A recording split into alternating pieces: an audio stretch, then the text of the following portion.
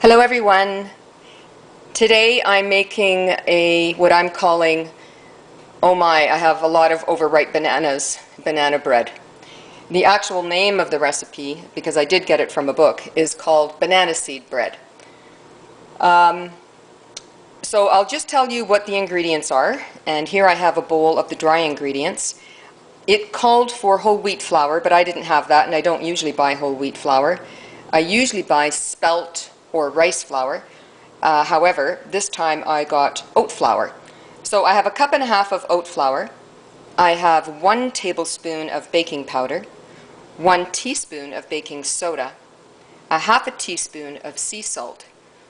Way over here I've got a 1/4 cup of lucuma powder, and then I have 1 tablespoon of mesquite powder.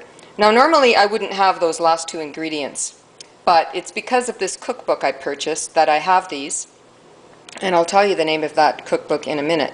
Let's just continue with the ingredients. So over here I have 4 overripe bananas that I mashed up. And then over here I've got 2/3 of a cup of coconut sugar. You don't have to use coconut sugar. You can use cane sugar. You can use maybe brown sugar. But I had coconut sugar, so that's what I used. And it looks moist. Well, that's because there is a 1/4 cup of coconut oil in there and 1 teaspoon of vanilla. Now, the recipe called for a coconut extract, but I didn't have that, so I used vanilla.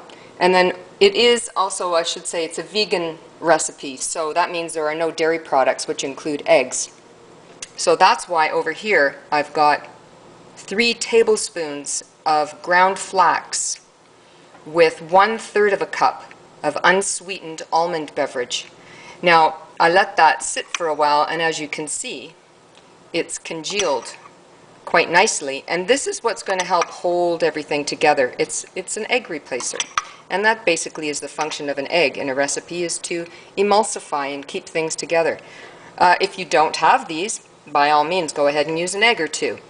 And then over here I've got 1/2 a cup of hemp seeds, and there's no THC involved in this, no active ingredients, so we won't be going on any kind of vacations once we have a piece of this bread, but except a beautiful taste experience vacation, because it is very good. I've had this before. I've made it before.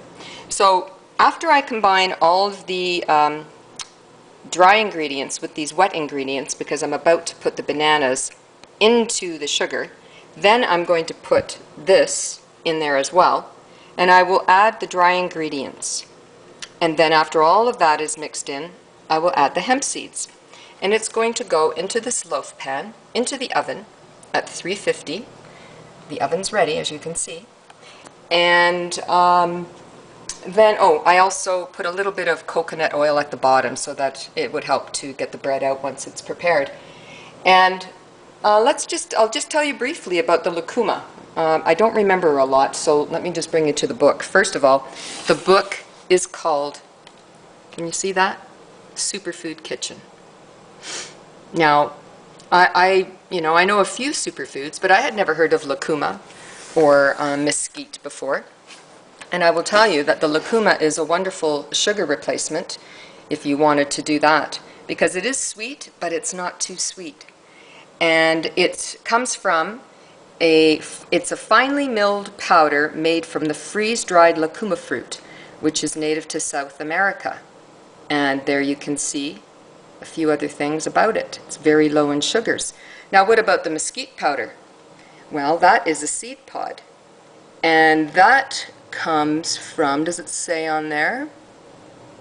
Well, it says Native Americans often relied upon the ground up sweet pods of the mesquite bush as a staple food, and they even used them as a bartering tool with neighboring tribes. That is so cool. And you know, that is going into this banana bread. And also, just so you know, I have had this mesquite powder in a hot chocolate drink that I've made, and maybe I'll make that and I'll show you about that, and it's amazing. It has a wonderful, wonderful flavor. So there we go, and when it's all done, I'll post a photo at the bottom of this video. Bye-bye.